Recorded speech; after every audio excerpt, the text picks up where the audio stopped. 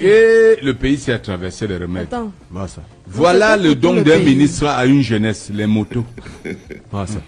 79 pour les millions de jeunes là qui sont dans la rue, qui n'ont pas de travail. Tu voulais que ça soit 79 C'est quoi? pas pour un départ, non, pour un arrondissement. C'est bien pour Attends, Ou c'est pour un village. attends Jordan, il s'agit de 79 milliards qui seront repartis dans le secteur de mototaxi ou bien c'est 79 motos qui seront répartis à certains jeunes dans le secteur de mototaxi. Ce que tu veux entendre là, c'est pas ça. Ce que tu es en train de rêver là, c'est pas le rêve. Donc 79 motos, je dis bien. Donc le ministre a vu que notre jeunesse n'est bonne qu'à faire le Benseki. Voilà le projet. Pendant que les pays comme le Rwanda investissent sur la high-tech pour donner un avenir dans l'IA à sa jeunesse. Pendant que le Rwanda construit les usines d'assemblage d'ordinateurs, on nous donne les ordinateurs PB remplis de problèmes, qui ne marchent même plus. Un ministre, un professeur agrégé, qui est très fort pour écrire sur Internet, il a pris 75 milliards pour aller acheter la pacotille, est venu acheter les calculatrices pacotille. Parce que les informaticiens high-tech nous disent qu'il s'agit de calculatrices, parce que là, on n'appelle pas ça ordinateur. C'est pas les ordinateurs. Je vous dis, le pays s'est traversé les remèdes. 15 gigas Et celui qui est derrière ça s'appelle professeur agrégé, et à grand ministre d'État. Et à grand renfort, le full professeur nous a fait comprendre que ces ordinateurs de 32 gigas qui sont même encore questionnables sont dépassent 500. dépassent 500 gigas dans la nouvelle technologie. Pourquoi vous êtes... Bonsoir à tous, j'espère que vous allez très bien. En tout cas, moi, c'est carré. Je me nomme Zéromantique, fondateur du mouvement Le Peu Anticulturel. Vous voyez, quand moi je regarde ça, je rigole. Le pays n'a pas traversé de remède. Là, il faut être clair. Aucun remède n'a été traversé par le pays, par le Cameroun. C'est le gouvernement qui fait ce genre de travail. Je vais être franc et clair avec vous. Parce que j'ai tendance à dire cela à mes proches ici, mais ils refusent de comprendre. Moi, je vais être franc avec vous. Le gouvernement camerounais ne veut pas d'une jeunesse qui réfléchit. Non. Ils ne veulent pas d'une jeunesse qui réfléchit. On veut une jeunesse qui est domptable. Du coup, si un jeune réfléchit, il n'est plus domptable. D'où il n'y a aucun métier qui vont mettre en avant, qui permettra à ce que les jeunes puissent réfléchir. C'est ça en fait. Parce qu'avec la moto, tu fais quoi? La vie d'abord est difficile. Il n'y a pas de route. Il n'y a rien qui fonctionne au pays. Et avec la moto, tu as du mal à avoir de l'argent pour te nourrir d'abord toi-même et aussi prendre soin également de ta famille. Ouais, un peu. Et en plus, la moto ne cultive pas l'esprit. Ça n'éveille pas les esprits, ça endort plutôt les esprits des jeunes. Et avec ça, un esprit qui est faible, un esprit qui est endormi est facilement domptable. Le gouvernement camerounais veut dompter tous les esprits de sa jeunesse, afin que les discours du président de la République puissent passer aussi facilement. Parce qu'un esprit qui est éveillé, le discours que le président a tenu le 6 novembre lorsqu'il prêtait serment pour son 8e mandat, un jeune qui est éveillé, quand il écoute ça, quand il décrypte ça, c'est une moquerie totale envers la jeunesse et envers le Cameroun. Là, ce n'est pas à discuter. Ouvert un peu. Donc, c'est ça. Donc, une jeunesse qui réfléchit est une jeunesse qui cause les problèmes au gouvernement.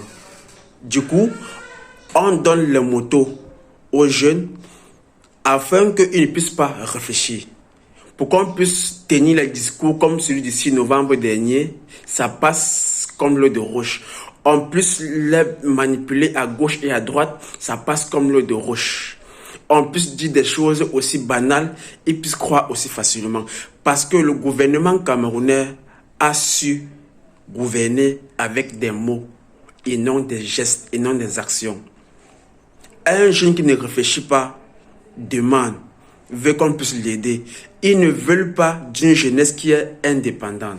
On veut d'un peuple dépendant. Parce qu'un peuple qui est dépendant est domptable. Un peuple qui est dépendant est maniable. Un peuple qui est dépendant est utilisable. C'est comme ça. Du coup, le ministre a jugé qu'il faut donner 79 motos aux jeunes. C'est pour endormir les esprits des jeunes. Donc, le pays n'a pas traversé la sorcellerie, non. C'est une stratégie mise sur pied par le gouvernement du président Paul Biya. Là, il faut dire la vérité. Laissez que les remèdes sont montés, laissez que les remèdes sont descendus. Non, il n'y a aucun remède. C'est une stratégie mise sur pied. Avec les motos, tu vas travailler le matin. Il n'y a pas de route. Tu rentres étant fatigué, étant essoufflé. Tout ce que tu veux, c'est dormir. Point final. Quand un cerveau ne réfléchit pas, c'est tout le corps qui souffre. Quand une personne a du mal à bien s'alimenter, c'est tout le corps qui souffre. Quand un parent est incapable de prendre soin de lui, incapable de prendre soin de sa famille, ou d'éduquer ses enfants, c'est la même procédure, c'est la même éducation qui se suit. Parce qu'un parent est censé être éveillé, comprendre la vie, apporter le nécessaire à sa famille, afin qu'il puisse l'élever. Maintenant, les difficultés que lui a traversées dans sa jeunesse, il puisse éviter cela à ses enfants. Or, nos parents et les parents après eux ont eu une vie de fourbe. Permettez l'expression, mais c'est ce qu'il faut dire. C'est une vie de fourbe, un esprit brouillé. C'est une procédure mise sur pied par le gouvernement du président Paul Biya, dont lui le chef. Il n'y a aucun remède. Plus les jeunes font la moto, moins les jeunes réfléchissent, plus ils sont domptables, plus ils sont maniables, plus on leur sort des discours mensongers, ils gobent, c'est comme n'importe quoi. Plus on leur promet le meilleur, ils espèrent.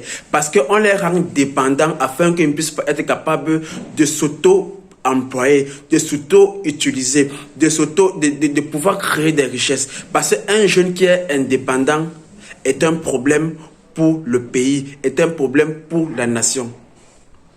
Président Chop Chop, aucun remède. C'est une stratégie mise sur pied par le gouvernement, si je peux dire, depuis 82. C'est ça. Donc, je me nomme Zéromantique, artiste, musicien, rappeur. Je ferai davantage des vidéos de ce genre pour pouvoir faire comprendre le mécanisme, le fonctionnement du système Paul Biya. Parce que moi-même, j'y ai été à l'intérieur.